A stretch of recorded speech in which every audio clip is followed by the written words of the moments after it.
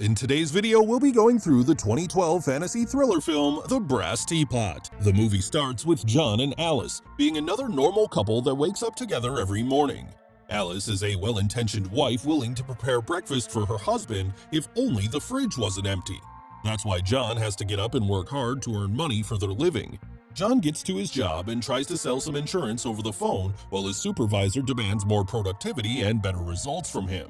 John blames his bad results on his bad economic situation, but his supervisor doesn't really care much. At the same time, Alice has a job interview. She is actually rejected since she doesn't have a lot of experience or a master's degree like most of the other applicants. When she returns home defeated, their arrogant landlord bangs on their door and demands the rent money. That adds more pressure on the couple. Alice checks their e-banking statement and, after the rent payment, their balance shall be negative $45. Later that night, John and Alice join a reunion party in a place where most of their past schoolmates seem happy and successful. Their dress code doesn't fit in. Eventually, they meet another couple, friends of theirs, and are able to exchange some words, mostly about their problems. The bright side? Drinks are free, and they can really party.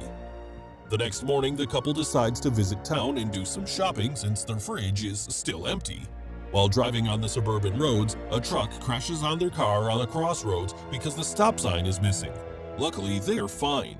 They have to stop for a while until the police arrives and records the accident. Right next to the road, there is an antiques shop which is run by an old lady.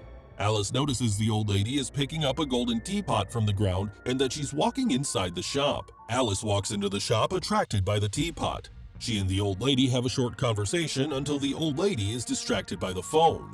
Alice looks around for the teapot and she finds it. She touches the teapot and is instantly hooked. She holds it close to her body and runs outside of the shop into her husband's car. She orders him to go fast. John is surprised that his wife stole something, but Alice argues that the item is so pretty. While Alice calls someone to book a job interview, she also straightens her hair. She accidentally burns her forehead with the hair straightener and the teapot starts trembling. The phone slips out of her hands and she approaches the teapot. She removes its cap and sees some dollars in it. Then she starts making the connection. She intentionally burns her forehead one more time and the teapot trembles again. It has now produced $700. Alice tests the theory one more time by kicking a chair and hurting her foot and fingers. More money produced in the teapot. This is great timing because John is getting fired off his job at the same time. John returns home and finds the living room nearly destroyed and his wife almost passed out. Alice reassures him that she's fine. He tells her he got fired and she replies it doesn't matter. She gives him the teapot and John feels a funny vibration. Alice slaps John and then shows him the money that the teapot has produced. She explains that the teapot will pay them to hurt themselves. John has a hard time believing it, but Alice knees him hard in the groin and the teapot goes crazy, bursting money out of it. John initially realizes that this whole thing might end badly and makes a move to return the teapot back in the antique shop. However, he changes his mind the last minute and is seriously hooked in the money-making item. John then takes the teapot to a cash or trash style TV show where the host values it at $5,000. No deal for John. In the meantime, an Asian middle-aged man watches the show and seems very interested in the teapot. He pinpoints John's location on the map hanging on his wall. John and Alice agree to earn $1 million out of the teapot and then stop. They make themselves go through painful experiences and stash some cash. But who says they can't enjoy themselves in the process? They indulge in some kinky spanking and sex, and the teapot really likes that.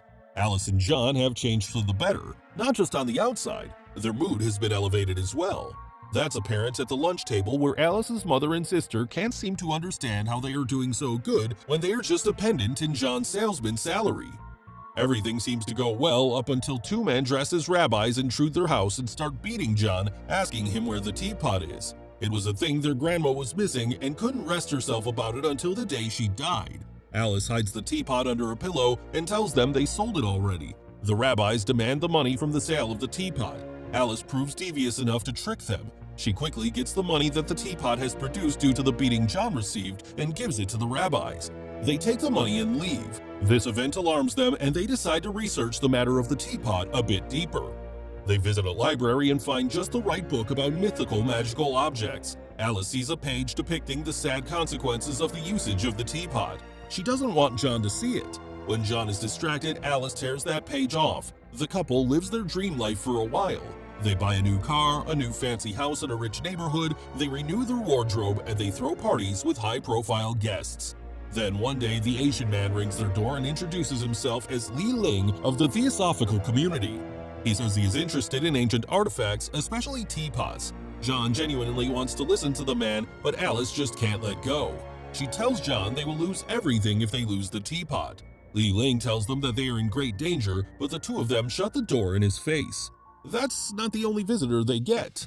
Their former landlord, Arnie, pays them a visit and gets in the house uninvited. He asks them how two losers like them can end up in a nice neighborhood like that. Arnie acts all stupid, he is drunk after all.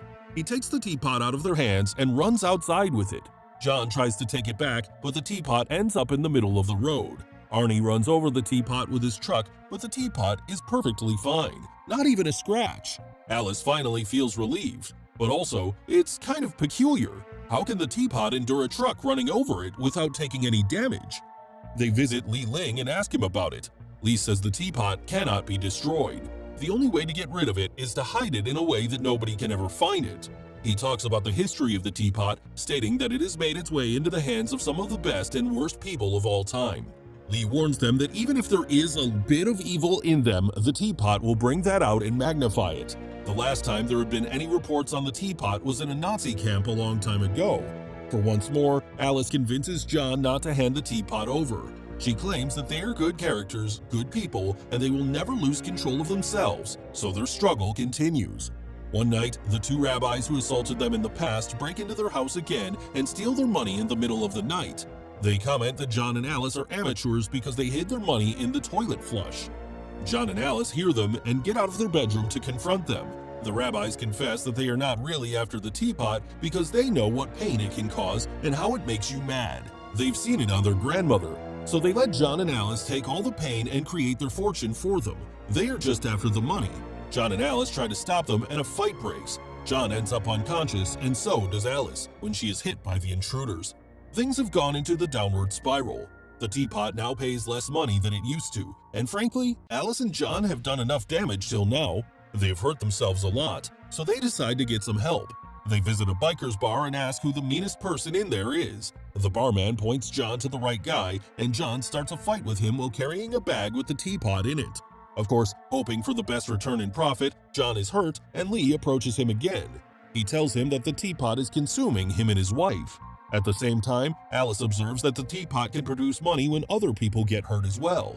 A skater trips near Alice and the teapot makes money. Alice shares this knowledge with John and they start attending painful events to assist the teapot in making money, such as MMA fights and births. The teapot has indeed started consuming Alice's soul.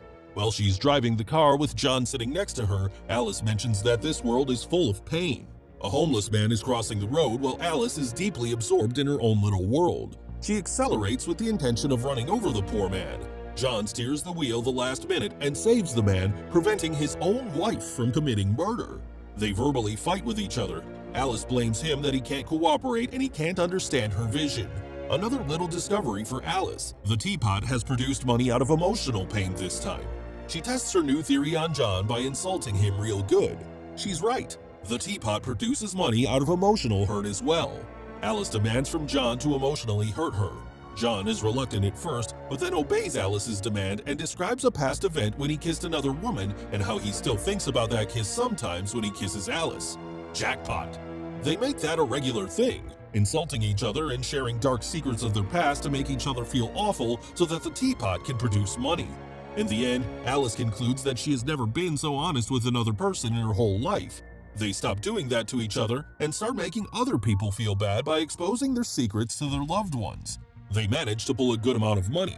Alice would go as far as exposing her own sister's dirty secret, that her first child was conceived with another man and not her current husband. They put the plan into action, but Alice regrets it and doesn't expose her sister. When they go back home, John tells her that she did well, she is a good person, but Alice says that her remorse will delay their progress. She suggests they pull one large final stunt to reach $1 million and then stop. John argues that they already have enough money, but Alice won't hear any of that. She says there are pedophiles and drug dealers in the playgrounds. If they kill one such person, they will both do society a favor, and in addition, they will get paid well. John doesn't agree with the plan, but he can't say no to his wife. They go as far as digging a grave, but now John is determined to stop. He says he can't go on with this. He asks Alice who she would choose between himself and the teapot. Alice gives no answer. John leaves disappointed. John visits Lee and asks for his help. Lee says that it is already too late. John tells him to just steal the teapot, but Lee says it doesn't work that way. They have to willingly hand him the teapot. That night, when Alice finishes her bath and walks to the bathroom, she finds John sitting on the edge of the second-floor window. He pleads her to give the teapot back after he's gone. Alice pleads him not to jump, but John jumps. Alice is worried about her husband, and she learns a tough lesson. John comes to his senses and wakes up. He asks Alice if she is now willing to give the teapot to Lee. She says she is ready, but there is one more problem. That same night, Alice and John go to sleep. They hear a noise from downstairs, and John goes to check on it. This time, someone has stolen the teapot. That someone is Arnie, who suspects of the teapot's mysterious abilities. Indeed, Arnie has hurt himself, and so does his girlfriend, because they have discovered how the teapot actually works. John and Alice go to his place to take it back because they are the ones who have to give the teapot to Lee. A fight breaks between the four of them. The two rabbis are thrown into the mix because they have been lured in by the teapot. Alice recalls that they had touched the teapot when they intruded their house and stole their money. Luckily for John and Alice, and with the help of pistols and rifles, all the others eliminated themselves. Now John and Alice are free to take the teapot and give it back to Lee. So they do. Lee praises them. Kings and queens in the past haven't been able to get rid of the teapot's influence, but those two managed to do it. Thanks for watching. Please like and subscribe and click the bell icon to get new movie recaps.